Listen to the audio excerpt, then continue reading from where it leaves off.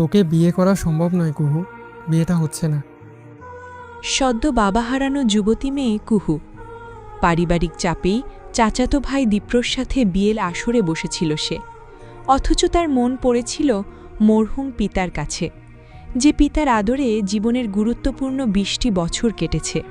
তাই তো পিতার গত হওয়ার ৭০তম দিনেও শোক কাটিয়ে উঠতে পারেনি সে। বিয়ের আসর থেকে দীপ্রর উঠে যাওয়ায় আশেপাশে থাকা মানুষগুলোর চোখে দ্বিধা তৈরি হয়েছে। কথা পৌঁছে গেছে কুহুর মা ববিতার কাছেও। তিনি নিজেও এখনও শোক কাটাতে পারেননি। মেয়েকে একটা শক্তপোক্ত ভবিষ্যৎ দেওয়ার ইচ্ছে থেকেই এই বিয়ের আয়োজন, অথচ দীপ্র কিনা বিয়ে করবে না বলে জানিয়েছে।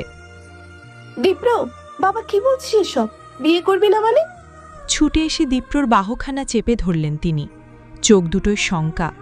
দীপ্রর ছেলেবেলা এখানে কাটলেও বড় হওয়াটা বাহিরের দেশেই। ক্ষমা করো ছোট চাচি, আমার পক্ষে বিয়েটা সম্ভব না। সিদ্ধান্তটা আগেই নেওয়া উচিত ছিল। শেষ সময়ে নেওয়ার জন্য কুহুর সমস্ত দায়িত্ব আমি নিতে প্রস্তুত, কিন্তু এই বিয়েটা সম্ভব না। কথাখানা শুনে পিছিয়ে গেলেন ববিতা। দীপ্র পা বাড়াতেই উনি তাকালেন মেয়ের পানে। কুহুর মাঝে কোনো পরিবর্তন নেই, একটুও নেই, যেন কিচ্ছুটি ঘটেনি। অথচ সবথেকে বড় ক্ষতি তো তারই হল। দেওয়ানবাড়ির বড় কর্তা অর্থাৎ দবির দেওয়ান ছেলের সাথে আলোচনার বসেছেন। তিনি যে মোটেও খুশি নন তা চেহারায় বেশ ভালোই বোঝা যাচ্ছে। গম্ভীর মুখে তিনি শুধালেন, এই কাজটি কেন করলে দীপ্র? বাবার দিকে চাইল দীপ্র। লোকটার বয়স ৬০-এর কাছাকাছি, তবে চেহারায় সেই মলিনতাটুকু একদমই আসেনি। কথা কেন বলছো না? যদি বিয়ে করার ইচ্ছে নাই থাকতো তবে আগে কেন বললে না? সেটার জন্য আমি দুঃখ প্রকাশ করেছি বাবা, আর তার ক্ষতিপূরণ হিসেবে কুহুর সব রকম দায়িত্ব নিতেও প্রস্তুত। মজা করছো তুমি? একটা মেয়ের মন ভেঙে বিয়ের আসর থেকে ফিরিয়ে দিয়ে তার সব দায়িত্ব নেবে? এই পর্যায়ে দীপ্র চুপই রইল। দবিরের চোখ দুটো অস্থির। একটি সময় নিয়ে দীপ্র বলল, আমি সিদ্ধান্ত জানিয়েছি বাবা। আরেকবার ভাবো দীপ্র, তোমার চাচি দিশেহারা হয়ে আছেন, তার মুখের দিকে চেয়ে একটু ভাবো। ভাবার কিছুই নেই, তিনি অনেক বেশি সাহসী, এই ধাক্কা সামলাতে পারবেন। বড় বেশি বুঝলে তুমি। আমার দুঃখ হচ্ছে না সেসবের জন্য, আমি আমার সিদ্ধান্তে অটল। এতটা বেপরোয়া তো তুমি ছিলে না, কি হয়ে গেল তোমার? কিছুই হয়নি বাবা, জীবনটা আমার, তাই সেটাকে সুন্দর করে সাজানোর দায়িত্বও কিন্তু আমারই। কুহুকে বিয়ে করা সম্ভব নয়, এটা দুটো জীবনের বিষয়। বলেই বেরিয়ে গেল দীপ্র। বসার ঘরে তখনও সবাই উপস্থিত। পারিবারিকভাবেই আয়োজন হয়েছিল, তাই পরিবার পরিজন ব্যতীত বাইরের কেউই নেই। দীপ্রকে আসতে দেখে সবগুলো চোখ এদিকে নিক্ষেপ হল। দাদিজান বসে আছেন কুহুর ঠিক পাশটায়। তিনি নাতির দিকে চাইলেন, তুমি কি তোমার সিদ্ধান্ত বদল করবা না দীপ্র? আমি যা বলার একবারই বলে দিয়েছি দাদিজান। দাদিজানের কথাও রাখবা না? আমাকে মাফ করবেন দাদিজান, এটা রাখতে পারবো না। আনোয়ার, দবিরকে ডেকে আন। সিদ্ধান্ত যা হওয়ার হয়ে গেছে, এই বিয়ে হবে না। বলেই তিনি মেজ ছেলেকে আদেশ করলেন। ছোট ছেলেকে হারিয়ে তিনি নিজেও কি কম শোকাহত? পৃথিবীর কোনো মাই চান না তার চোখের সামনে সন্তানের লাশ বহন হোক, কিন্তু ভাগ্যে লেখা থাকলে তা বদলের সাধ্য কার? আম্মা, এটা হতে দেবেন না। আমার কুহুর জীবনটা শেষ হয়ে যাবে। একদম শাশুড়ির পায়ের নিকট বসে পড়লেন ববিতা। তার জীবনের রং হারিয়ে গিয়েছে। কুহু আর ছোট মেয়ে কণা, এই দুই কন্যাই তার সবটুকু। এখন যদি কুহুর জীবনটাও অশান্ত হয়ে যায়, তবে যে বেঁচে থাকাটা তার নিকট বিষের মতন হয়ে যাবে। তিনি বড় অশান্ত অনুভব করলেন। কান্না থামাও ছোট বউ, এভাবে বিয়ে হয় না। আম্মা, আমার কুহুর জীবনটা শেষ হয়ে যাবে আম্মা। কিসের শেষ? কোনো শেষ হবে না। তুমি শক্ত হও, দবির আসুক। এভাবে বিয়ে দেওয়া মানে সমস্যা আরও বাড়ানো। বলে তিনি চুপ হলেন। ববিতা ছটফট করতে লাগলেন। কয়েক মুহূর্ত পর দবিরকে আসতে দেখা গেল। তিনি আসলেই বৃদ্ধা বললেন, যা হবার তা হয়ে গেছে। তোমার ভাই বড় অসময়ে পৃথিবীর মায়া হারালো, রেখে গেল বউ আর দুটো মেয়ে। তোমরা দুই ভাই যখন নিজেদের ভবিষ্যৎ নিয়ে দূর শহরে দূর দেশে চলে গেলা, তখন কাদেরই পড়ে রইল এখানে। আমার জেদ স্বামীর বাড়ি ছেড়ে যাব না কোথাও, তাই তো আমার জন্য রয়ে গেল কাদের। বউ বাচ্চার ভবিষ্যতে নিয়ে একবারও ভাবল না। কষ্ট করেছে, তবে কষ্টের মাঝে সুখ ছিল ঠিকই। তুমি এসে ছেলের জন্য কুহুর হাত চাইলা, সব দিক বিবেচনা করে আমিও মত দিলাম। যাই হোক, এখন দীপ্র চায় না বিয়েটা হোক, আমিও মনে করি না হওয়াই ভালো। কিন্তু যেটা বলছে সেটা যেন ঠিকঠাক হয়। কুহুর সব দায়িত্ব দীপ্রকে নিতে হবে। দবির মায়ের কথা শুনলেন। তিনি আসলেই লজ্জিত। ছেলের এই কাজটি তার পুরাতন কর্মকেও আজ টেনে নিয়ে এসেছে। ববিতা চোখ মুছে কিছু বলতে যেতেই বৃদ্ধা বললেন, যা বলার আমি বলে দিচ্ছি ছোট বউ, এখানেই সব শেষ। এ কথার পর ববিতাও আর কিছু বলতে পারলেন না। কুহুর গলাটা শুকিয়ে এসেছে। রাত্রি বাসেই ছিল। কুহু শুকনো গলায় বলল, একটু পানি দেবে রাত্রিপু? গলাটা শুকনো লাগছে ভীষণ। বিয়ে ভাঙার পর কেটে গিয়েছে 3টি ঘণ্টা। এই 3 ঘণ্টায় কুহু তার বিয়ের পোশাক, মেকআপ সবকিছু তুলে নিয়ে বেশ সময় নিয়ে গোসল করেছে। এখন তার চুল ভেজা। সন্ধ্যার ঠিক আগ মুহূর্ত। ওদের বাড়িটা বেশ খানিকটা পুরনো হলেও বিশালতার দিক থেকে রাজকীয় মহলের অনুরূপী বটে। ছাদের শ্যাওলা জমলেও সেই শ্যাওলার মাঝেও আভিজাত্য আছে। থাকারই কথা। বহু বছর পূর্বে কুহুর পূর্বপুরুষরা তো এই গ্রামে জমিদারের ভূমিকায় ছিলেন। তারপর ধীরে ধীরে সম্পত্তির পরিমাণ কমে এলো। জমিদারি ভাঙল, কেউ কেউ চলে গেল শহরে, কেউ বা দূর দেশে।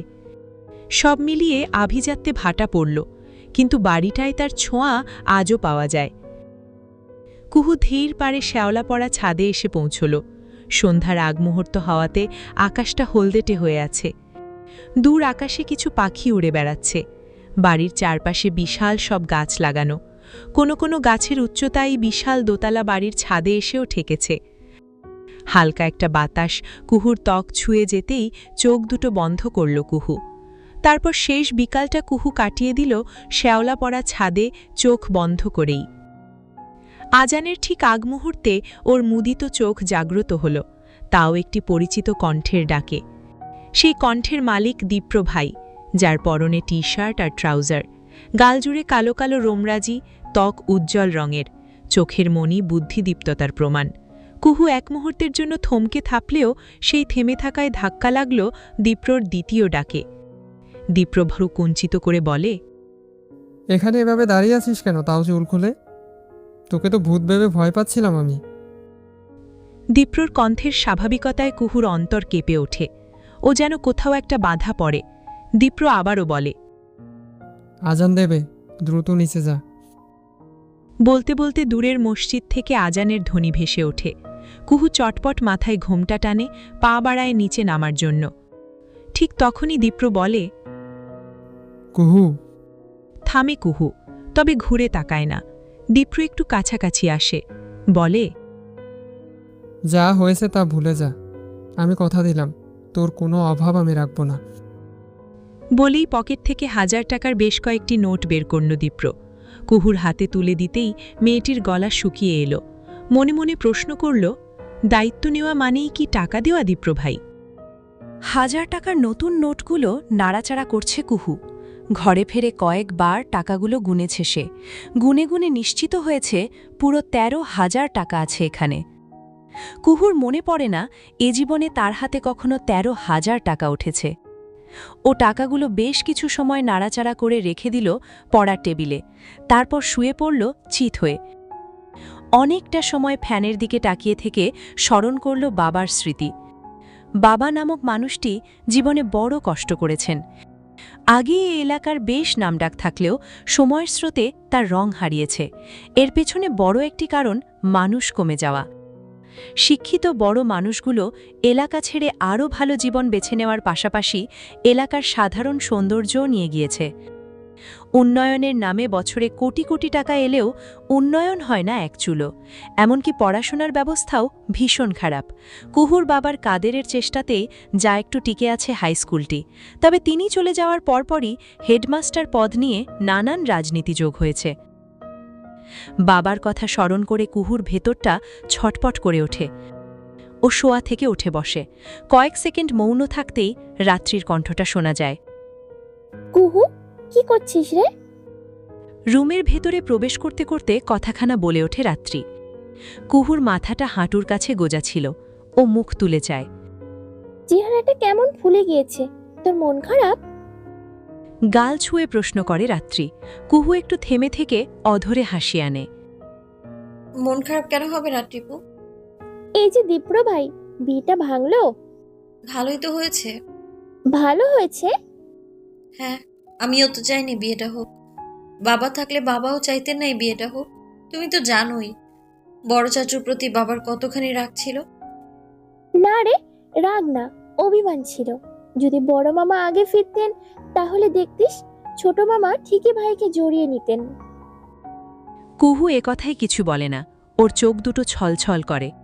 সেটা দেখে রাত্রি বলে, বোকা, কাঁদছিস কেন? বাবা কেন চলে গেল রাত্রিপু? কেন চলে গেল বলো তো? সবাইকে চলে যেতে হয়, তাই বলে এত আগে এইভাবে আমাকে বাবা পর করে দিয়ে গেল রাত্রিপু, পর করে দিয়ে গেল আমায়। বলতে বলতে কুহুর কান্না বাড়ে। রাত্রির ভেতরেও কষ্টের বৃষ্টি ঝরে। ও দুহাতে আগলে নেয় কুহুকে। রাত্রিকে জড়িয়ে ধরে চোখ বন্ধ করে কুহু। কয়েক মুহূর্ত পর নিজেকে সামলে নেয়। বুক থেকে মাথা তুলে অশ্রু মুছে হাতের তালুতে। রাত্রি চেয়ে চেয়ে দেখে। এক পর্যায়ে নজর যায় টেবিলের ওপর, যেখানে 1000 টাকার নোটগুলো রাখা। কি রে, এখানে এতগুলো টাকা কেন রাখা? উঠে দাঁড়ায় রাত্রি। টাকাগুলো তুলে নিয়ে বলে, অনেকগুলো টাকা তো, এভাবে ফেলে রেখেছিস কেন? ফ্যানও ঘুরছে, কোথাও উড়ে গেলে? টাকাগুলো দীপ্র ভাই দিয়েছেন। দীপ্র ভাই? হুম। রাত্রি মৌন হয়। কিছু সময় গেলে কুহুর পাশে এসে বসে। হাত বাড়িয়ে বাহু স্পর্শ করে। এই কারণে তোর মন খারাপ? দায়িত্বের সাথে টাকার কি সম্পর্ক রাত্রিপু? সে কি আমায় অপমান করলো?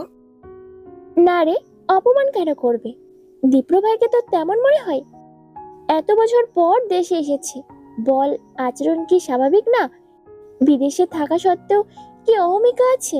নেই তো। এটা তো নিজস্ব খরচের জন্য দিয়েছে কুহু। তুই ভাব, টাকা ছাড়া জীবন চলে? চলে না তো। আবেগ দিয়ে না ভাবলেই তুই উত্তর পেয়ে যাবি। এতগুলো কথা বলে তবেই থামল রাত্রি। কুহু শুনল, তবে জবাব দিল না। ওর ভেতরটায় তখনও বাবার শোক। মন বলছে, বাবা কেন চলে গেলে তুমি? কেন চলে গেলে বাবা? আমাকে কেনই বা পর করলে তুমি? বাবা নামক ছায়া হারিয়ে কুহুর ভেতরটা বড় অশান্ত। হবেই না বা কেন? ও যে বড় বাবার নেউটা ছিল। বাবার কথার বাইরে একটি কথাও বলেনি, কখনোই না। বাবার সিদ্ধান্ত সর্বদা লালন করেছে, কোনো রকম যদি কিন্তু ছাড়াই লালন করেছে। অথচ আজ তার মাথার উপর থেকে বাবার হাতখানা সরে গিয়েছে, যেই হাত আর কখনো স্নেহ দেবে না। রাতের খাবার খেতে সবাই এক হয়েছে। বাড়ির ছোট সদস্য কুঞ্জ থেকে শুরু করে সবথেকে বৃদ্ধা দাদি যেন আছেন। এ বাড়িতে রাতের খাবার খাওয়াটা একসাথেই হয়। কুঞ্জর চোখে ঘুম ঘুম। সে কুহুর মেজ চাচা আনোয়ারের ছেলে। কুঞ্জর এক বোনও রয়েছে, নাম আয়ানা। মেয়েটি শহরের হাওয়া পেয়ে বদলে গিয়েছে পুরো 16 আনা। এই যে যেমন এ বাড়িতে এসেই তার এটা সেটা অভিযোগের লিস্ট হয়েছে। এখন তার চোখে মুখে বিরক্তি। তার ভাবনায় আসে না কেন রাতের খাবার সবাইকে একসাথে খেতে হবে। এসব নিয়ম বড় অযৌক্তিক। ও এটা নিয়েই মায়ের সাথে রাগারাগি করছিল। তখনই দীপ্রকে আসতে দেখা গেল, যার দরুন থেমে গেল ওর কথা। এদিকে এসে বসো। হাতের সাহায্যে ডাকলেন দাদিজান। নাতি এত বড় অন্যায় করার পরও তাকে আদর করে ডাকছেন তিনি। বিষয়টা দেখে আয়ানার মা আবিদা ভ্রু কুচকালেন। দীপ্রকে বরাবরই সবাই মাথায় তুলে রাখি। আয়ানা মায়ের কথায় ঠোঁট কামড়ে ধরল, কিছুটা চিবিয়ে বলল, তাতে কি হয়েছে? একটু আগেই তো বিরক্তিতে মরে যাচ্ছিলি, এখন এইসব চোখে দেখিস না? মা, দীপ্র দাদাভাইয়ের স্ট্যান্ডার্ড অনেক উপরে। আমি নিজেই মানতে পারছি না কুহুর সাথে ওনার বিয়ে হচ্ছে। কুহু কতটা খ্যাতটা দেখো না। মেয়ের কথায় অনেক কিছু বুঝলেন আবিদা, তাই বাহু টেনে আড়ালে নিয়ে এলেন। এভাবে টেনে আনলে কেন? বাহু ছাড়িয়ে নিয়ে কথাখানা বলল আয়ানা। আবিদা চোখে মুখে আধার ধরে রেখে বললেন, তোর মনে কি চলে বলতো? কি চলে? দীপ্রের প্রতি এত দরদ, এমনিতে তো আর কাউকে দু চোখে সহ্য করতে পারিস না। আয়ানা একটু থতমত খেল, এড়িয়ে যেতে বলল, এত কথা ধরো না তো। পাশ ফিরতেই পুনরায় মেয়ের বাহু চেপে ধরলেন আবিদা। চিবিয়ে চিবিয়ে বললেন, মায়ের সাথে চালাকি করিস? উফ মা, চালাকির কি আছে? দীপ্রকে পছন্দ করিস? না করার কি আছে? ওনার স্ট্যান্ডার্ড দেখেছো? গুড লুকিং, বিদেশে পড়াশোনা করেছে, আবার বিজনেসও শুরু করেছে। আমি ড্যাম শিওর সফলও হবে। আর কত অল্প বয়সেই এত এত অ্যাচিভমেন্ট, তো যে কেউ পছন্দ করবে। আবিদা মেয়ের দিকে ভালো মতন চাইলেন। বুঝতে পারলেন কন্যার অনুভূতি। সত্যি বলতে না মানতে চাইলেও দীপ্রকে তারও ভীষণ পছন্দ। ছেলেটা ছোটবেলা থেকেই যেমন সুদর্শন, ঠিক তেমনই মেধাবী। কিন্তু সমস্যা হলো তার রূপ আছে, কিন্তু গুণের বেলায় একেবারেই খালি কলসি। খেতে খেতে কুহু আর দীপ্রর কয়েকবার চোখাচোখি হল। ববিতাও উপস্থিত আছেন, তবে তাকে প্রাণহীন মনে হচ্ছে। কুহু খাবার শেষ করে হাত ধুতে গিয়ে দেখল দীপ্র ভাইও হাত পরিষ্কার করছেন। দীপ্র যখন পেছন ফিরল, তখনই কুহুর সাথে দৃষ্টি মিলে গেল। কুহু নজর ফেরাল। দীপ্র তোয়ালে দিয়ে হাত মুছে নিতেই নত মস্তিষ্কে কুহু বলল, টাকাগুলো দরকার ছিল না। দরকার আছে বলেই দিয়েছি, নিজের মতন খরচা করবি।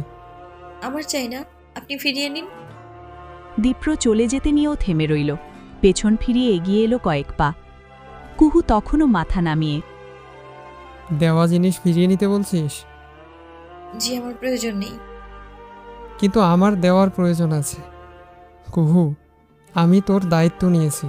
তোর সব প্রয়োজন অপ্রয়োজন ভালো মন্দ সবটা আমি দেখব, বুঝেছিস? কুহু বুঝুক কিংবা না বুঝুক, তবে তার প্রতিক্রিয়া এলো না। দীপ্রও বোধহয় জবাবের আশা করেনি, তাই তো বড় বড় কদমে পা বাড়াল।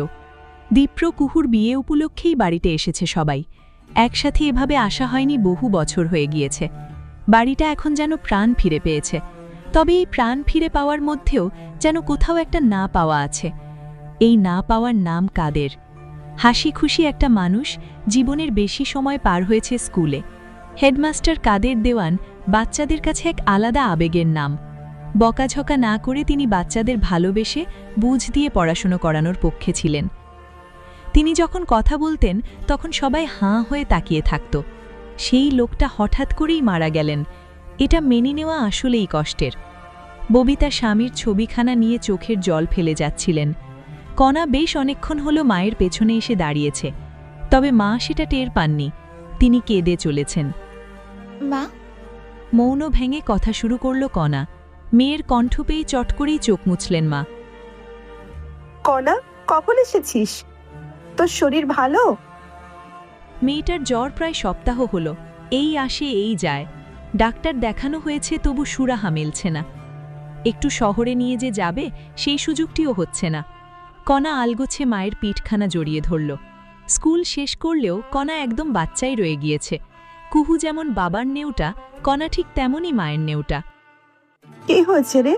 মন খারাপ? বাবাকে মনে পড়ছে তোমার? কথাটা উঠতেই ববিতার চোখ দুটো আবারও বেহায়ার মতন জল নামিয়ে দিল।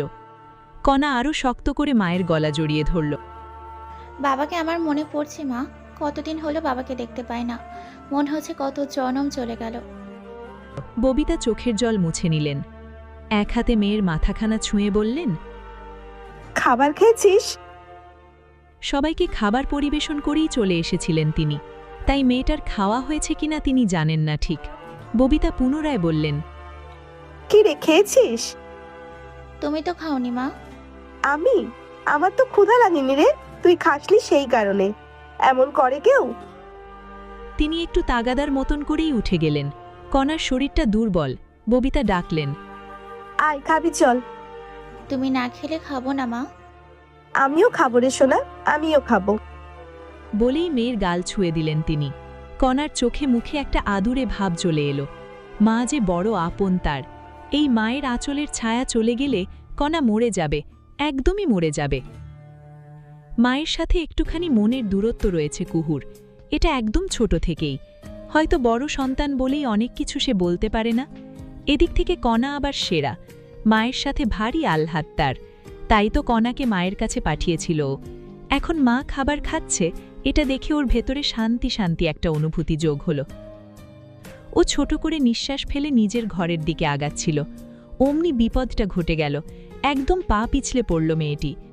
দীপ্র মাত্রই ছাদ থেকে ফিরছিল, ঘটনা দেখে হন্তদন্ত হয়ে এলো। ব্যথা পেয়ে কুহু চোখ বন্ধ করে নিয়েছে। দীপ্র বেশ বিরক্তি নিয়ে বলল, শুকনো বনে পড়লি কি করে? তোর স্বভাব আর বদলালো না। কুহুর আচার খাওয়া অনেকটাই নিয়মিত, বিশেষ করে ছোটবেলায় প্রচুর পা হড়কে পড়েছে সে। এতে করে তার শরীরে জখমও হয়েছে, সেটা জানে দীপ্র, তাই তো প্রসঙ্গ টেনে কথাটা বলল। কিন্তু পড়ে গিয়ে কুহু যতটা ব্যথা পেয়েছে তার থেকে বেশি লজ্জা লাগছে। দীপ্র ওকে সাহায্য করল উঠে দাঁড়াতে। যদিও বেশ একটা ব্যথা পেয়েছে, তবু নিজেকে সামলে নিয়ে বলল, ঠিক আছি। শিওর? জি। মনে তো হলো অনেকটা ব্যথা পেয়েছিস। তেমন একটা না। সত্যি তো? হ্যাঁ। বলে থামল কুহু। ধীরে পা ফেলতে গিয়ে বুঝল ব্যথা একটু নয়, বরং অনেকটুকু। ও ঠোঁট কামড়ে নিজেকে শাসন করল। মনে মনে বুঝ দিল, কুহু তোর কিচ্ছু হয়নি, কিচ্ছু না। কুহুর বুঝ দেওয়াটা কাজে লেগেছে। ব্যথা নিয়েই এগিয়ে যাচ্ছে ও, অনেকটা দূর চলেও যাচ্ছিল। দীপ্র পেছন থেকে ডেকে উঠল। কুহু, শোন। ডাক পেয়ে দাঁড়িয়ে গেল মেয়েটি। দীপ্রর ঘরটা কাছেই, ও চট করে রুমে গেল। ফিরে এলো মুহূর্তেই। কুহু ফ্যাল করে তাকিয়ে। দীপ্র ওষুধের প্যাকেটটা বাড়িয়ে দিয়ে বলল, ব্যথা পেয়েছিস সেটা বোঝাই যাচ্ছে, ওষুধটা খেয়ে নিস। ওষুধ হাতে তুলে নিল কুহু। দীপ্র একটা দীর্ঘশ্বাসের মতন করে বলল, চলি রে, গুড নাইট। দীপ্র কুহুকে শুভরাত্রি জানালো। তবে কুহুর রাত্রি কি শুভ হবে? উহু না, শুভ হবে না তার রাত্রি। হবেই বা কেমন করে? এই যে দীপ্র ভাই তাকে ওষুধ দিয়ে গেলেন, তা তো খেল না ও। ব্যথায় সমস্ত রাত কষ্ট করল, তবে ওষুধ খেল না ও। এই না খাওয়ার পেছনে অনেকটা অভিযোগ আছে, আছে অভিমানও। কিন্তু সেসব কি দীপ্র ভাইয়ের হৃদয়কে ভেদ করে? কুহু শুধু প্রশ্ন করে যায়, তবে তার উত্তর আসে না। তবু মেয়েটি নীরবে নিভৃতে প্রশ্ন করে বেড়ায়। ও যে এমনই, ওর সবটুকুই নিভৃতে। সকালটা বড় তিক্ত হল গুহুর নিকট। ব্যথায়, শরীরের তপ্ততায় বিছানা থেকেই উঠতে পারল না। ওকে ডাকতে এসে রাত্রে আটকে উঠল। এ কি অবস্থা? এত জ্বর কি করে হলো রে? গতকাল পড়ে গিয়েছিলাম রাত্রিপু। পড়ে গিয়েছিস? ওষুধ খাসনি? না। কেন? পাগল তুই? শরীরের হাল খারাপ করছিস কেন? আমাকে একটু ওষুধ এনে দেবে রাত্রিপু? আমি ঠিক হয়ে যাব, কাউকে কিছু বলো না। বলবো না কেন? জানো তো মায়ের অবস্থা, টেনশন করবে তো। রাত্রি হতাশ হয়ে উঠে পড়ল। তার মামাতো বোনটা ভীষণ আদুরে। ও যখনই এখানে আসে তখন বেশিরভাগ সময় কুহুর সাথেই থাকে। যদিও দুজনের মাঝে কয়েক বছরের তফাত আছে, তবু ওদের সম্পর্কটা অনেকটাই বন্ধুত্বের। রাত্রিও ভীষণ ভালোবাসে মেয়েটিকে। কুহু শুয়েই রইল, উঠতে পারল না। রাত্রি এলো মিনিট দুয়েক বাদেই, হাতে ঔষধ। উঠে পড়, ওষুধটা খেয়ে নে। বলে কুহুকে ধরে ওঠালো রাত্রি। প্যাকেট থেকে ঔষধ নিয়ে মেয়েটির মুখে তুলে দিল। পানির গ্লাস হাতে নিয়ে পানি দিয়ে ঔষধ গিলে নিল ও। গ্লাসটা রাখতে গিয়ে রাত্রি খেয়াল করল টেবিলে ব্যথার ঔষধ রাখা। ও ভ্রু কুঞ্জিত করল। এ কি রে, তোর এখানেই তো ওষুধ ছিল, আমাকে দিয়ে আনালে আবার? এ কথার জবাব দিল না কুহু। রাত্রি যেন বুঝে নিল অনেকটাই, তাই তো শুধালো। ওষুধ কি দীপ্র ভাই দিয়েছে? হ্যাঁ বোঝাতে মাথা কাত করল কুহু। রাত্রি পুনরায় হতাশ হল। একটুখানি থেমে থেকে বলল, তুই কি সবসময় এমনই করবি? জানি না রাত্রিপু। তোর রাগ হয়? কার উপর? দীপ্র ভাইয়ের ওপর। কুহু উত্তর দেয় না, মৌন থাকে। রাত্রি ওর বাহু স্পর্শ করে বলে, রাগ থাকলেও রাখিস না। দীপ্র ভাই খারাপ না, শুধু বিয়েটা শেষ সময়ে ভেঙে সবটা তালগোল করে ফেললো। আমি বিয়েটা নিয়ে ভাবি না রাত্রিপু। জানি, তবু তোর মনের অবস্থা ঠিক করার জন্য বললাম। রাগ রাখিস না বোন, স্বাভাবিক হ, দেখবি সব ভালো হবে। আদরের সহিত গায়ের স্পর্শ করে দিল রাত্রি। কুহুও অল্প একটু ঠোঁট প্রসারিত করল। সেই সাথে মনকে বোঝালো সে স্বাভাবিক হবে। দীপ্র ভাই আর তার বিয়ের ঘটনা কেবলই একটা দুঃস্বপ্ন, আর দুঃস্বপ্ন মনে রেখে কষ্ট পাওয়া বোকামি। কুহু তো তার বাবার চালাক মেয়ে হবে। বাবা সবসময় বলতেন কুহুটা একদিন অনেক চালাক হবে, শুধু সময়ের অপেক্ষা। সত্যিই তাই, কুহু চালাক হবে। তাই তো মনে মনে আওড়ায়, হ্যাঁ বাবা, তোমার কুহু চালাক হবে, তোমার কুহু ভীষণ চালাক হবে, কিন্তু সেই চালাক হওয়াটা তুমি দেখবে তো বাবা? এ প্রশ্নের উত্তর আসে না, আসবেই বা কেমন করে? যারা পৃথিবীর মায়া ছাড়ে তারা যে পৃথিবীর কিছুতেই আর মায়া খুঁজে পায় না, সবথেকে আদরের সন্তান হলেও না। জ্বরের শরীর নিয়েই উঠতে হলো কুহুতে। নাশতা করতে হবে।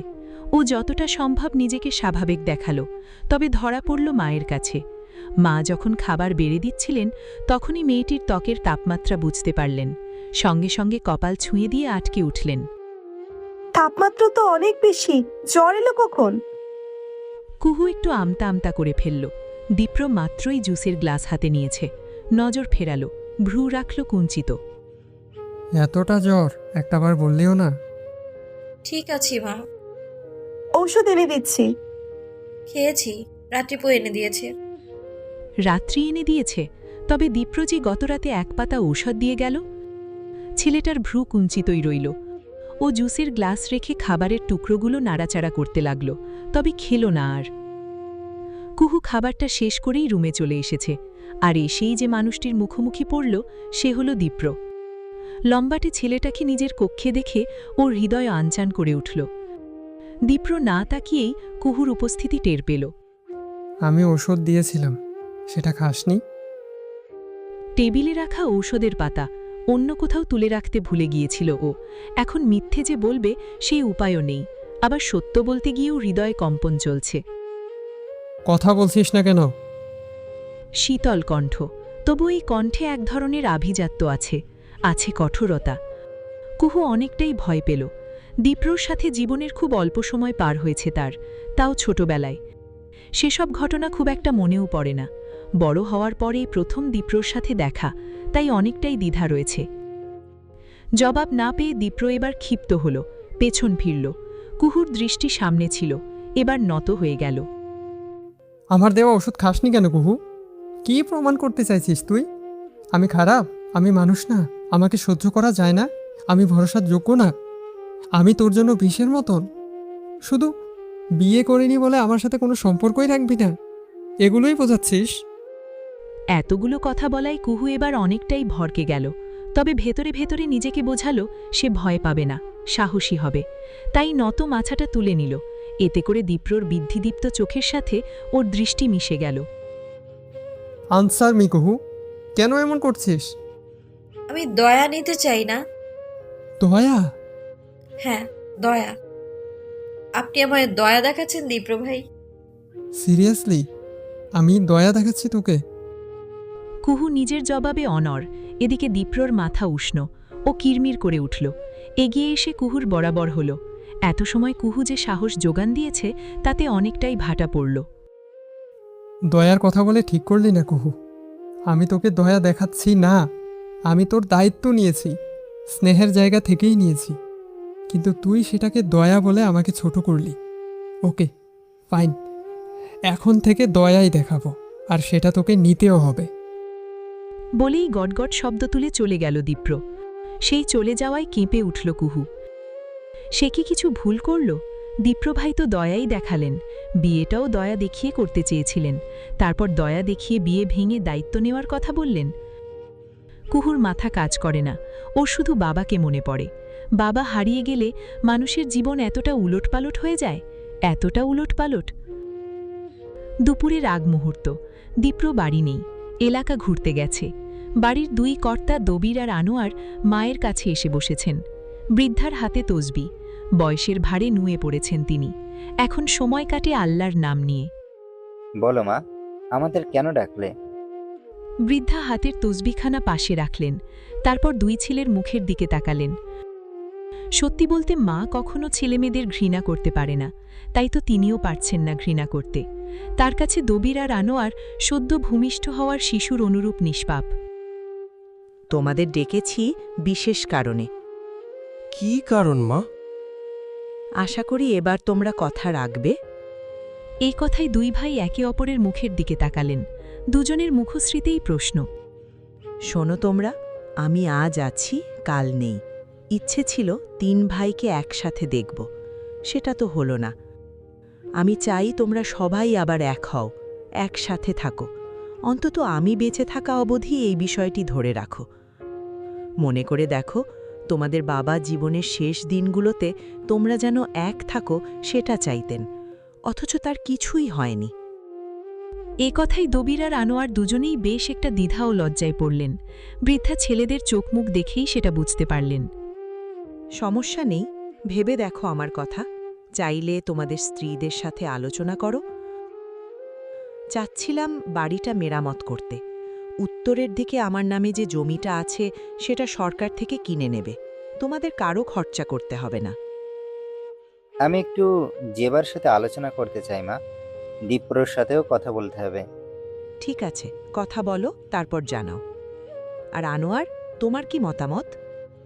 আমি থাকতে চাই মা, তোমার কথা আমি রাখলাম। দীপ্র কিংবা জেবা কেউই নাকচ করেননি। এলাকার প্রতি আলাদা টান আছে দীপ্রর, সেই টান থেকেই হয়তো নাকচ করেনি সে। আজ সারাটা দিন এখানে ওখানে ঘুরেছে, তাই দুপুরের খাবার খাওয়া হয়নি। বাড়ি ফিরে গোসল করে চুল শুকিয়ে নিচ্ছিল, তখনই জেবা এলেন। বললেন, ক্ষুধা লাগেনি তোর?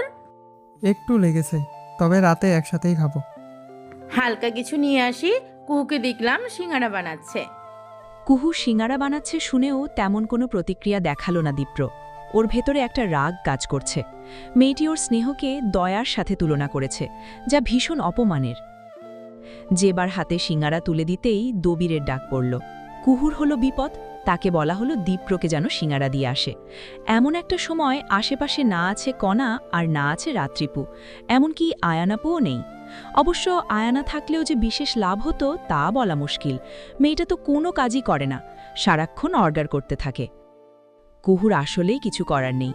ও 4টি সিঙ্গারা তুলে নিয়ে ছোট বাটিতে কাসুন্দি দিয়ে নিয়ে এলো দীপ্রর কক্ষে। দীপ্র তখন গায়ে টি শার্ট জড়িয়ে নিচ্ছিল। কুহু ঠকঠক করল। কে? আমি। কুহুর কণ্ঠে দীপ্রর মুখখানা আধারে ডুবল। ও টি শার্টখানা ভালো মতন জড়িয়ে নিয়ে বলল, কি দরকার? সিঙ্গারা দিতে এসেছি। মা কোথায়? বড় চাচু ডেকেছে।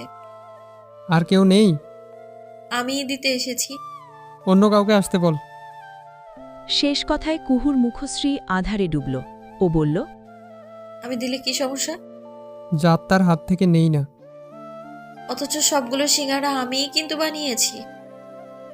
দীপ্র এবার দরজার কাছে চলে এলো, খুলে ফেলল এক টানে। আচমকা হওয়াতে কুহু বেশ ভয়ই পেল। ও পিছিয়ে গেল এক পা। দে। বলি সিঙ্গারার প্লেট তুলে নিল দীপ্র। পুরো বিষয়টা এত দ্রুত ঘটল যে কুহু থমকে গেল, চেয়ে রইল বিস্ময়ের সাথে। দীপ্র একটা সিঙ্গারায় কামড় বসিয়ে বলল, তাকিয়ে আছিস কেন? খেতে দিয়ে নজর দিবি নাকি? নজর কেন দেব? যার তার খাওয়াতে আমি নজর দেই না দীপ্র ভাই। যা এখন, ভালো লাগছে না। বলে একদম মুখের ওপর দরজা লাগিয়ে দিল দীপ্র। কুহুর অন্ধকার মুখটা আরও বেশি অন্ধকারে ডুবে গেল। তার কি ঠেকা যে সে সিঙ্গারা দিতে আসবে? নেহাতি বড় চাচি দিতে বললেন, নতুবা কুহু কখনোই আসত না। সারাদিনে জ্বর ছিল না, এখন আবার শরীরটা কেমন লাগছে। সিঙ্গারা খেতে খেতে কুহুর শরীরখানা কেঁপে উঠল।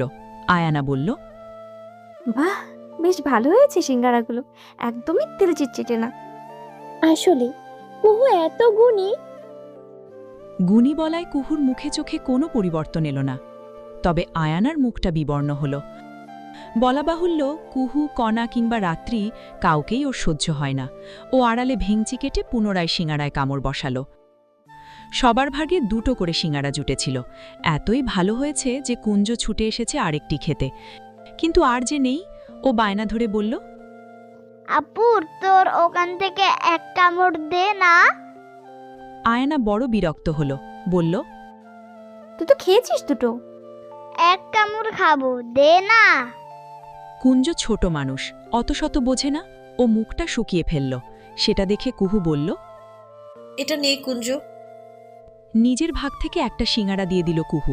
সেটা পেয়ে কুঞ্জ মোঘা খুশি। ও চেপে ধরল কুহুর গলা। স্টার ওয়েস্ট কুহুপু বেস্ট বলে কুহুর গালে চুমু খেয়ে কুঞ্জ ছুট লাগাল। ওরে কাহিনী দেখে রাত্রি আর কণা হাসল। আয়ানা বিরক্তি টেনে বলল, এত ভালো হওয়ার কি আছে? ও তো দুটো খেয়েছে। থাক নাইনাপু, কুঞ্জ তো ছোট। বেশি বেশি বলে আবারও বিরক্তি প্রকাশ করল আয়ানা। রাত্রি তার ভাগ থেকে সিঙ্গারা দিতে গেলে কুহু বলল, আমার শরীর খারাপ লাগছে, আমি আর খাবো না রাত্রিপু। একটু খা, কত ভালো হয়েছে সিঙ্গারাটা। খেলাম তো, আর খেতে ইচ্ছে করছে না। আমার এখান থেকে খা আপু। বলল কণা। কুহু একটুখানি হেসে কণার গাল স্পর্শ করে কণাকে বলল, তুই খা, আমার পেট ভরে গিয়েছে, ভালোও লাগছে না, আমি উঠি। বলে উঠে গেল কুহু। আয়ানা ভেঙচি কাটল পুনরায়। খেতে ইচ্ছে করছে না বলেই কুঞ্জকে সিঙ্গারা দিয়ে দিল কুহু, অথচ সবাই তাকে মহান বানিয়ে পারলে মাথায় তুলো নাচে। এসব ওর নিকট বড় ন্যাকামিই লাগে। কুঞ্জকে চেপে ধরেছে আয়ানা। ছেলেটার মাথায় 2-4টে চাপড়ও পড়েছে, সেজন্য কাঁদছেও। আবিদা তড়িঘড়ি করে এলেন, জড়িয়ে ধরলেন ছেলেকে, শাসিয়ে তাকালেন মেয়ের পানে। ওকে মারছিস কেন? মারবো না? ও জানো কি করেছে? কি হয়েছে ওর? বেহায়া, ছোচার মতন সিঙ্গারা চায়, ও নিজের ভাগ থেকে দিল। কতটা অপমানিত হলাম আমি। আবার মুখে মুখে কথা। বলেই কুঞ্জর মাথায় গাঁটটা দেয় আয়ানা। আবিদা ধমকে ওঠেন। কি সমস্যা আয়ানা, আবার মারছিস আমি সামনে থাকা সত্ত্বেও? ওর মুখটা সামলাও মা, না হলে সমস্যা, ফাজিল কথাকার। বলে রেগেমেগে চলে যায় আয়ানা। কুঞ্জ কাঁদতে থাকে। তার বুঝে আসে না আয়ানাপু কেন এভাবে রাগ দেখালো। কুহু তো নিজ থেকেই দিয়েছে, সে তো চায়নি। যতটা রাগ ক্ষোভ নিয়ে আয়ানা রুম থেকে বেরিয়েছিল, ঠিক ততটাই শীতল হলো দীপ্রকে দেখে। ছেলেটা যেমন বলিষ্ঠ দেহের, ঠিক তেমনি তার চেহারার ধাঁচ। আয়ানার যেন গলা শুকিয়ে এলো। ও এক দৃষ্টিতে তাকিয়ে রইল। দীপ্র বলল, কি হয়েছে? কথা বলতেই যেন ভুলে গেল ও, শুধু চেয়ে রইল মুগ্ধতা নিয়ে। দীপ্র এবার ওর মুখের সামনে তুড়ি বাজানোর মতন শব্দ করল। এতে করে ধ্যান ফিরে পেল ও। কিছুটা আমটা আমটা করে বলল, না কিছু না। এভাবে তাকিয়েছিস কেন তাহলে? ও তাই তো। বলে একটু সরে দাঁড়ালো আয়ানা। দীপ্র সামনের দিকে আগালো। হঠাৎ আয়ানা বলল, দাদা ভাই। থামল দীপ্র, ঘুরে চাইল। আয়ানা হাসি হাসি মুখে এগিয়ে এলো, একদম দীপ্রর পারাবর হলো। একটা আমতার করব। ঘুরতে নিয়ে যাবে কোথাও? এখানে এসে কোথাও যাওয়া হয়নি, প্লিজ নিয়ে যাও, প্লিজ প্লিজ প্লিজ। ও একদম বাচ্চাদের মতন করতে লাগলো। কুহু আর কণা বেরোচ্ছিল, এসেই এই দৃশ্যের দেখা মিলল। আয়ানা হুট করেই দীপ্রর বাহুখানা স্পর্শ করল। দীপ্র বলল, আচ্ছা, নিয়ে যাব। হ্যাঁ বোধক জবাব পেয়ে আয়ানার খুশি হলো দেখার মতন। ও অতি উত্তেজনায় দীপ্রর বাহুতে মাথা ঠেকালো, গদগদ হয়ে বলল, থ্যাংক ইউ সো মাচ, কাল কিন্তু নিয়ে যাবে। আচ্ছা ঠিক আছে, যাব নিয়ে। বলে বাহু ছাড়িয়ে নিল দীপ্র। আয়ানা এক প্রকার লাফিয়েই উঠল। কণা ভ্রু কুঞ্চিত করেছিল, কুহু নির্বাক। সহসাই কণা বলে উঠল, আমার কেন যেন মনে হচ্ছে সামথিং ইজ রং। রং হোক আর যাই হোক, তাতে আমাদের কি? আমাদের মানে দীপ্র ভাইয়ার তো আমার দুলাভাই হওয়ার কথা ছিল। এসব কথা বলবি না কণা। কুহু একটু রেগে গেল, কণাও মিয়ে গেল। মিনমিনে সুরে কুহু বলল, তাকে বিয়ে করার জন্য আমিও মরে যাচ্ছিলাম না? শুধু আমাকে এভাবে অপমান না করলেও পারতো, ফালতু লোক। কুহুর জ্বরটা আবারও ধরা দিল। সেই রাত্রিতে ওর ঘুমই হল না।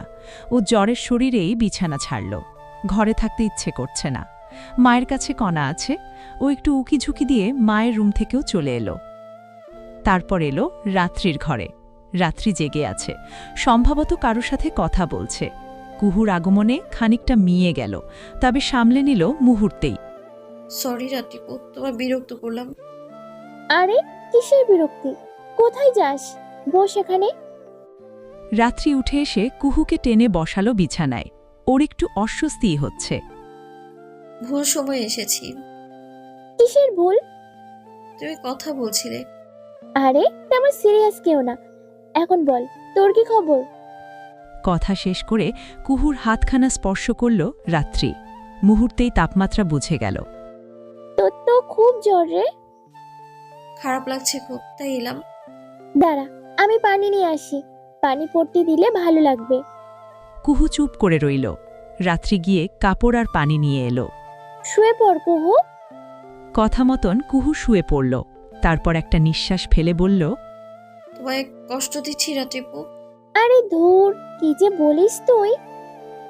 রাত্রি সময় নিয়ে ওর কপালে পানি পট্টি দিল। কিছু সময় পর কুহু ঘুরে রাত্রির কোমর জড়িয়ে ধরল। এটাও অভ্যাস, ও সবসময় এমনই করে। পাগল মেয়ে। হেসে কথাখানা বলল রাত্রি। কুহু একটু মৌনই রইল। খানিক বাদে বলল, রাত্রিপু, যা হয় ভালোই হয়, তাই না? হয়তো রে, আসলে ভালোই হয় যা হয়। হুম। তোর আবারও মন খারাপ? তেমন না, তাহলে? মন থেকে মানতে পারছি না। কুহু, তুই কি দীপ্র ভাইকে আগে থেকে পছন্দ করতিস? এমন কিছু কি? যদি তেমনই হয় তবে বিয়েতে তুইও তো খুশি ছিলি না রে? ঠিক তা না রাত্রিপু। শোন বোন, এটা নিয়ে যত ভাববি তত জটিল হবে সব।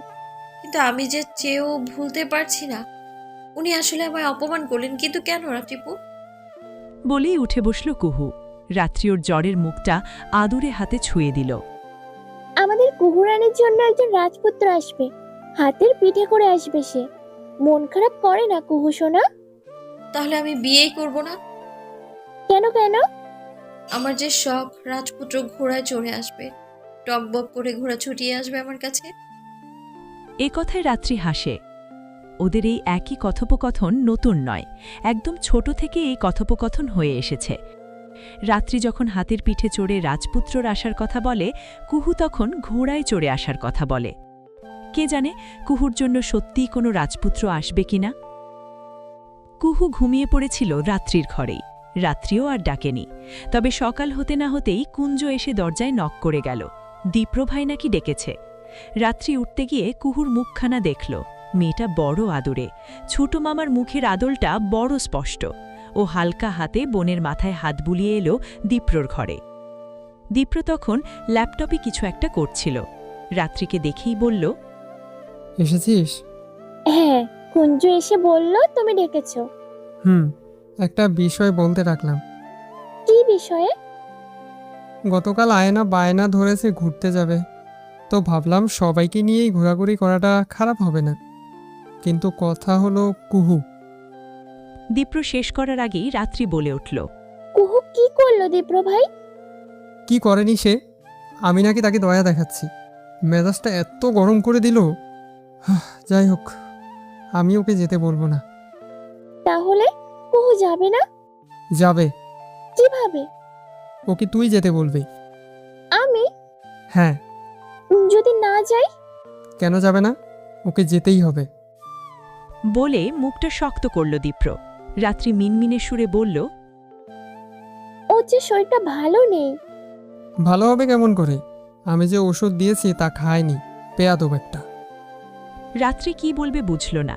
যদিও দীপ্রর সাথে তার বোঝাপড়া ভালো, তবে এটা তো সত্য, মানুষটাও নিজেরও 4 বছরের বড়, তাই অনেক কথাই বলতে গিয়ে আটকাতে হয়। দীপ্র হাত বাড়িয়ে পাশের ড্রয়ার খোলে, সেখান থেকে ঔষধের প্যাকেট বের করে বলে, এটা খাওয়াবি। আচ্ছা। বলিস না যে আমি দিয়েছি। ও নিয়ে চিন্তা করো না, আমি ম্যানেজ করে নেব। সেই সাথে ঘুরতে যাওয়ার বিষয়টাও ম্যানেজ করে নিস। আচ্ছা, দেখছি কি করতে পারি। বলে ও অলস ভঙ্গিতে কক্ষ ছাড়ে। ওর যাওয়ার পানে তাকিয়ে থেকে চোখ বন্ধ করে দীপ্র। ওর মাথাটা আজকাল কাজ করে না। কি করে কি বলে সব উলট পালট লাগে। জীবনটা কেমন পানসে হয়ে গিয়েছে। রাত্রির হস্তক্ষেপে ঠিক হলো কুহু যাবে, যদিও মেয়েটির ইচ্ছে করছে না। এই যে যেমন এখন মুখটা আধার করে বলল, এটা আমার আত্মসম্মানের বিষয় হয়ে গেল না রাত্রিপু? তার কথা মতো চলতে হবে কেন আমায়? শোন তুই, একটা বিষয় তো সত্য, দীপ্র ভাই আমাদের সিনিয়র, আর বিয়ের যে বিষয়টা ঘটলো এতে কাকে দোষ দিব আমার জানা নেই। তুইও তো বিয়ে করতে চাসনি, তাই না? হ্যাঁ বোঝাতে কুহু মাথায় দোলায়। রাত্রি বলে, তাহলে তো কাটাকাটি হলো, দুজনের দোষ দুজনের কারোরই না। হয়নি। কেন? সে কেন আমার দায়িত্ব নিতে চাইবে? আর বিয়েটা শেষ সময় কেন ভাঙলো? আগে ভাঙলো না কেন? এই কথার জবাব রাত্রিও দিতে পারে না। কুহু ঠুট কামড়ে বলে, একদিন আমি ওনাকে ঘুষি। পুরোটা শেষ করার আগেই আরশিতেই দীপ্রর ছাবি ভেসে ওঠে। কুহুর হাতখানা ওঠানো ছিল, ও এবার সেটা নামিয়ে ফেলে। দীপ্র শক্ত মুখে কক্ষে প্রবেশ করে।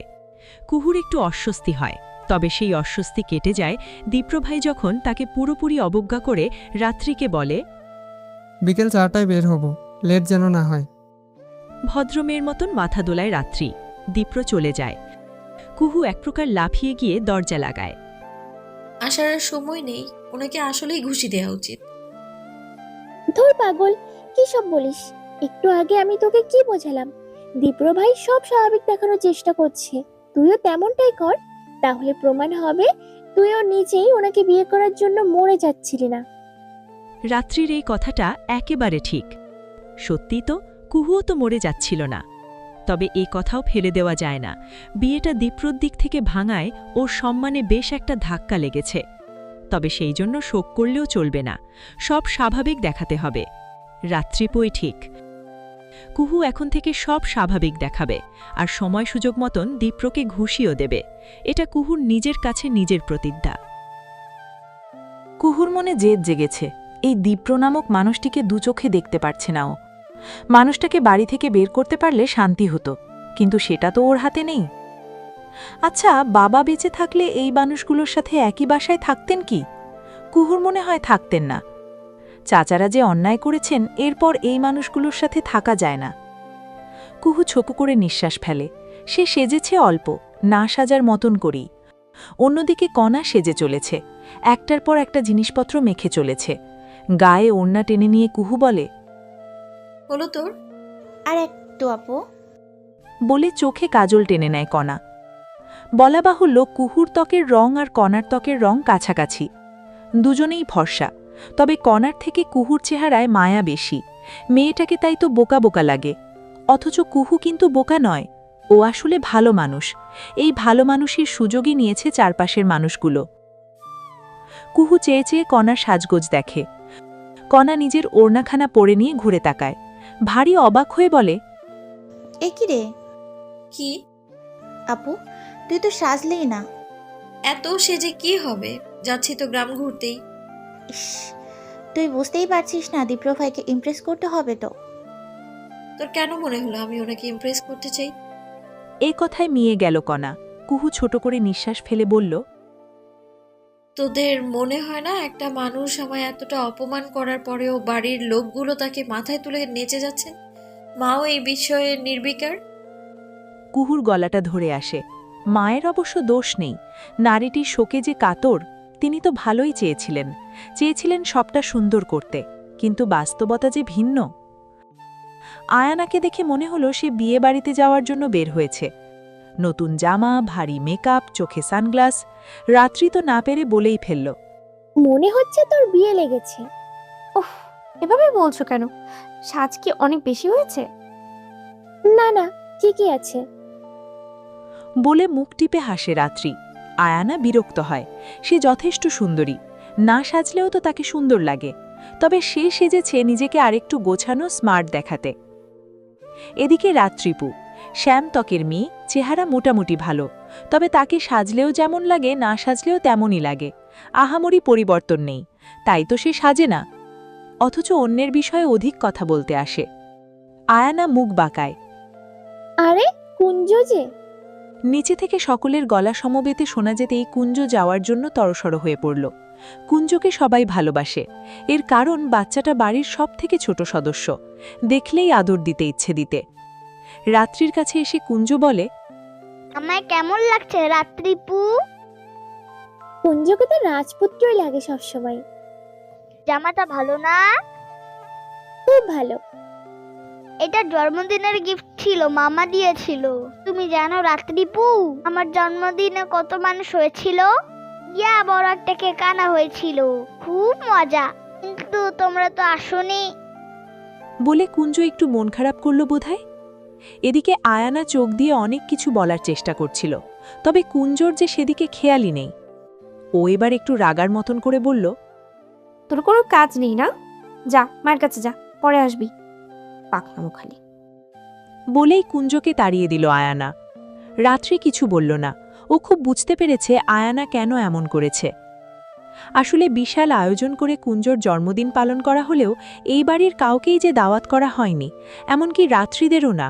অথচ মেজমামা প্রায় দিনই কল করে মাকে বলতেন, আপা, আমি তো চাই সব ঠিক হোক, সবাই মিলেমিশে থাকি, তোমরা ছাড়া আমাদের কেউ আছে নাকি? অথচ এ কথাটা কেবল কথার কথা ছিল। এই বাড়ির মানুষগুলো ছাড়া মেজমামার সবাই ছিল।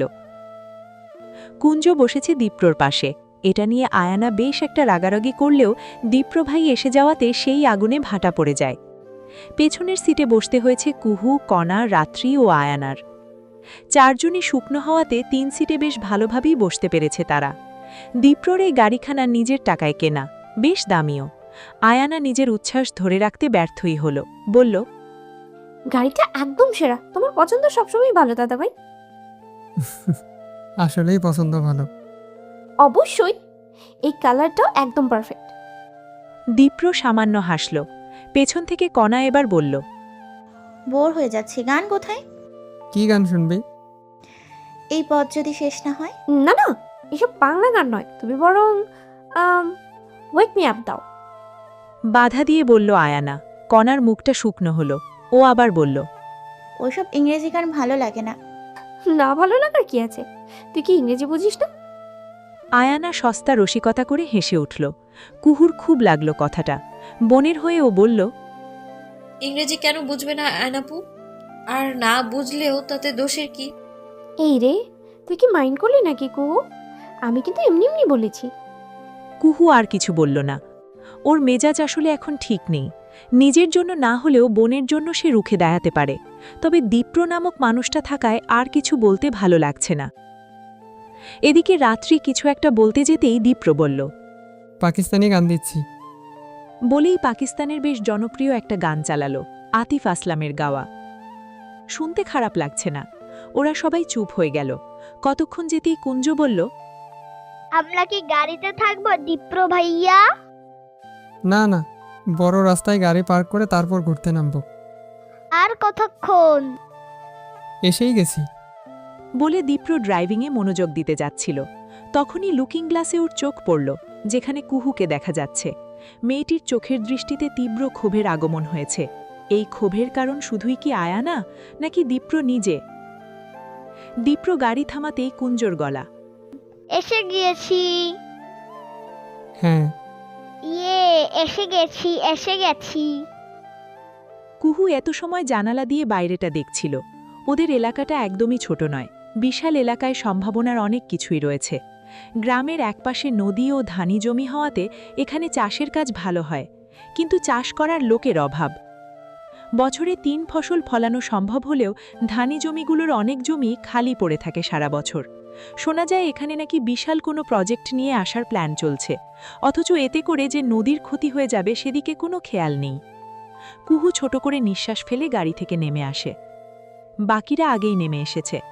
আয়ানা চটপট কটা সেলফি নিয়ে বলে, ছবিগুলো সুন্দর এসেছে তো। এই কণা, দীপ্র ভাইয়ের সাথে একটা ক্লিক করে দিত। বলেই কণার হাতে ফোন তুলে দেয় আয়ানা। তারপর এসে দাঁড়ায় দীপ্রর পাশে। একটা ক্লিকের পর দীপ্রর বাহু টেনে ধরে কিছুটা ঘনিষ্ঠ হয়ে বলে, এবার তোল। এই মুহূর্তে আয়ানার চোখ মুখে অন্যরকম উচ্ছ্বাস। যদিও স্বাভাবিক দৃষ্টিতে বিষয়টা অস্বাভাবিক নয়, কিন্তু কণার বড় মেজাজ গরম হচ্ছে। ওর ইচ্ছে করছে আয়ানার ফোনটা ছুঁড়ে ফেলে ভাঙতে, কিন্তু ইচ্ছে হলেই কি সব করা যায়? দীপ্র গাড়িতে হেলান দিয়ে। ওর খুব ছোট সময়ের কথা মনে হচ্ছে। তখনকার পরিবেশ ভিন্ন ছিল আনন্দ। এখন সব পানসে। দীপ্র একদম গ্রামের ছেলে। ছেলেবেলায় নদীতে ঝাঁপ, গাছে ওঠা, মাছ ধরা সহ শখের বশে ধান কাটার মতন কাজটিও করা হয়েছে তার। তারপর বিদেশের মাটিতে চলে যাওয়া, সেই কালচার গায়ে মাখানো। তাই বলে কি গ্রামকে ভুলেছে সে? না তো, ভুলেনি। ওর ইচ্ছে ছিল এখানে আসার, স্থায়ীভাবে থাকার। আশা হয়েছে, তবে স্থায়ী হওয়াটা অনেক কিছুর ওপর নির্ভর করছে। দীপ্র ভারী অবাক হয় যখন দেখে এত বছরে ও এলাকাটা তেমন উন্নয়ন হয়নি, অথচ একদম শহরের পাশের এলাকা। এর পেছনে যে রাজনৈতিক শক্তি কাজ করছে তা আর আলাদা করে বলতে হয় না। দীপ্র ছোট করে নিঃশ্বাস ফেলে। অদূরে দাঁড়িয়ে সবাই ছবি তোলা হচ্ছে। দীপ্র যায়নি, এখানেই দাঁড়িয়ে আছে। এদিকে সময় পেরিয়ে যাচ্ছে। ও এবার ডাকার প্রয়োজন বোধ করল। হলো তোদের? কণা প্রায় 10 মিনিট ধরে একটা রিলস বানানোর চেষ্টা করছে, কিন্তু হচ্ছে না মনের মতন। আয়ানা নিজেও সোশ্যাল মিডিয়া পার্সন, তাই দুজনের এই বিষয়ে ভালোই বনেছে, একে অপরকে সাহায্য করছে। রাত্রি আর কুঞ্জ একসাথে। কুঞ্জর হাজারটা প্রশ্ন। বাচ্চাটা যে গ্রামীণ পরিবেশের সাথে একদমই পরিচিত নয়, তাই সব প্রশ্নের জবাব দিতে হচ্ছে মেয়েটিকে। এদিকে কুহু একদম একা দাঁড়িয়ে, হালকা বাতাসে ওর ওড়নান একপাশ উড়ে যাচ্ছে। মনোযোগ সামনের ক্ষেতগুলোর দিকে।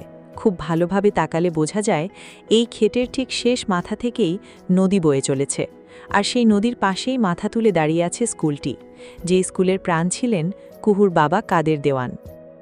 কুহু অনমনেই সবটা ভাবছিল, তখনই রাত্রি এসে ওর পাশে দাঁড়ালো। মামার কথা ভাবছিস? না তাকিয়ে কুহু বলল, বাবার কথা তো মাথা থেকে যায়ই না রাত্রিপু, নতুন করে কি ভাববো আর? তুই মেনে নিতে শেখ বোন, মামা চলে গেলেন কতদিন হলো। কিভাবে মানবো? বাবার সব স্বপ্ন সবকিছু চোখের সামনে যে শেষ হয়ে যাচ্ছে। স্কুলের খবর তো জানো, বাবা চলে যেতে যে যার মতো ধ্বংসযজ্ঞ চালাচ্ছে। অনিয়মে যা তা অবস্থা, ছোট ছোট বাচ্চাদের মাথায় নষ্ট রাজনীতি ঢোকানো হচ্ছে। কুহুর কথায় রাত্রির মনটাও বড় বিষণ্ণ হয়ে গেল। ও কিছু বলার পূর্বেই অদূর থেকে দীপ্রর গলা। রাত্রি, লেট হয়ে যাচ্ছে। পেছন ফিরে চাইল রাত্রি, দীপ্র ভাই ভ্রু কুঞ্চিত করে তাকিয়ে। আসছি। দ্রুত কর, এইভাবে সময় নষ্ট করার মতন সময় নেই। কুহু এক পলক তাকালো, দীপ্র চোখে সানগ্লাস পরে নিয়েছে। রাত্রি বলল, চল। আমার বোধহয় এখানে আসা ঠিক হয়নি। কেন রে? সবার মাঝে বোঝা মনে হচ্ছে। যাতা বলিস না তো, চল এখন। বলেই কুহুর হাতখানা চেপে আগাতে লাগলো রাত্রি। আয়ানা দারুণ একটা রিলস বানিয়েছে, সেটাই দেখাচ্ছে দীপ্রকে। দীপ্র হতাশ হয়ে বলে, তোরা দুজন এভাবেই সোশ্যাল মিডিয়াতে নেচে বেড়াস? নেচে বেড়ানোর কথায় আয়ানার মুখটা একটু অন্ধকার হলো। কণা চোখ ছোট ছোট করে বলল, এটা ট্রেন দীপ্র ভাইয়া। শুধু ট্রেন্ডে গা ভাসালে চলবে? পড়াশোনাও করতে হবে। পড়াশোনার বিষয়টি আসায় আয়ানা আর কথা বলল না। এই ব্যাপারে একেবারেই কাঁচা মেয়েটি। রাত্রি আর কুহু আসতেই কুঞ্জ বলল, চলো আমাদের যাত্রা শুরু। এ কথায় হেসে কুঞ্জর মাথার চুলগুলো নাড়িয়ে দিল দীপ্র। তারপর তাকালো কুহুর দিকে। মেয়েটির চেহারায় বিষণ্ণতা লেপ্টে আছে। গ্রামীণ রাস্তায় হেঁটে চলেছে ওরা। আয়ানা বুঝেছে দীপ্রভাই গ্রামকে খুব ভালোবাসেন, তাই ও একটু বাড়তি কথা যোগ করে বলে, ইস, আগে গ্রামে তো ভালো লাগেনি, মনে হচ্ছে সব দীপ্র ভাইয়েরই ম্যাজিক। এই যে মেয়েটি দীপ্রকে তেল দেওয়ার চেষ্টা করল, সেটা সবাই বুঝল, তবে কেউ কোনো কথা বলতে চাচ্ছিল না। কুহুর কেন যেন দীপ্রর প্রশংসা শুনতে ইচ্ছে করে না। অন্য কোনো বিষয় হলে সে পাত্তাও দিত না, কিন্তু এই লোক প্রশংসার যোগ্য না, সেটা সত্য প্রশংসা হোক কিংবা মিথ্যা। ও পাশ থেকে বলল, কোনো কিছু ম্যাজিক না আপু, তুমি আগে এভাবে তো ঘোরাঘুরি করনি, তাই নতুন জিনিসে আকর্ষণ পাচ্ছ। কথাটা আয়ানার পছন্দ হয়নি। আজ কুহু একটু বেশিই কথা বলছে, অথচ মেয়েটিকে ও বোকাশোকা বলেই জানে। ঠিক আছে ঠিক আছে, এখন কথা বাদ দিয়ে পা চালা। এই ওদিকটায় ভাজার দোকান আছে, চল খাই। রাত্রি উচ্ছ্বাস নিয়ে বলতেই আয়ানা বিরোধ করে বলল, একদম না, এগুলো আমি খাবই না, শেষে আমার ব্রণ উঠবে। একদিন খেলে কিচ্ছু হবে না আয়না। তোমরা খাও রাত্রিপু, আমি খুবই হেলথ কনসিয়াস। বলেই মুখ ঘুরিয়ে নিল আয়ানা। ওকে আর কেউ টানল না। দোকানের সামনে আসতেই ভাজার ঘ্রাণে পেটে ইঁদুরের নাচানাচি শুরু হলো। কুঞ্জ পেটুক স্বভাবের, ও সবার আগে বলল, আমি কিন্তু অনেকগুলো খাবো। আয়ানা বড় বিরক্ত হলো, বলল, এত খাই খাই করিস কেন তুই? বোনের কথায় কুঞ্জর মুখটা ছোট হয়ে গেল। আপু সবসময় এমন করে। ওর মুখের ভঙ্গি দেখে দীপ্র বলল, এভাবে বলছিস কেন আয়ানা? ও খেতে ভালোবাসে, সেটা তো জানিসই। না মানে, তাই বলে সবসময়। বলে বিড়বিড় করে থেমে গেল আয়ানা। কথাটা দীপ্র একদমই পছন্দ করেনি। খাওয়া নিয়ে কথা শোনানো তার ভারী অপছন্দের। কুঞ্জর মুখটা তখনও অন্ধকারে ছেয়ে আছে। কুঞ্জ, একটা প্রতিযোগিতা করবি? কি প্রতিযোগিতা দাদা ভাই?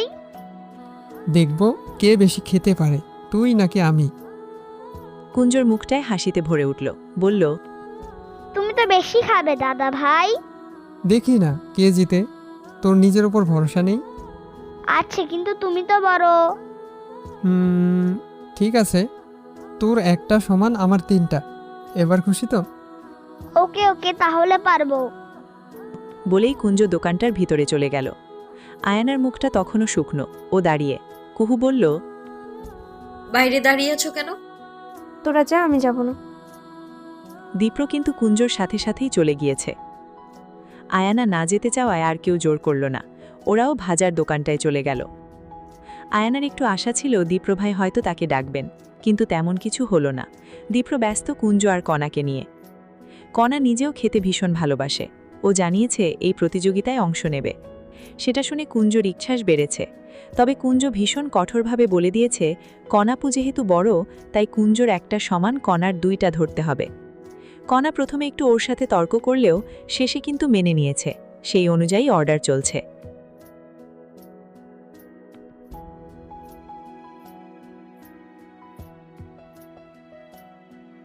ভিডিওটি এই পর্যন্ত দেখার জন্য অনেক অনেক ধন্যবাদ। আজকের পর্বটি ভালো লাগলে লাইক দিয়ে একটি সুন্দর কমেন্ট করে যাবেন। আপনাদের সাপোর্ট পেলে নতুন নতুন গল্প দিতে খুব ভালো লাগে।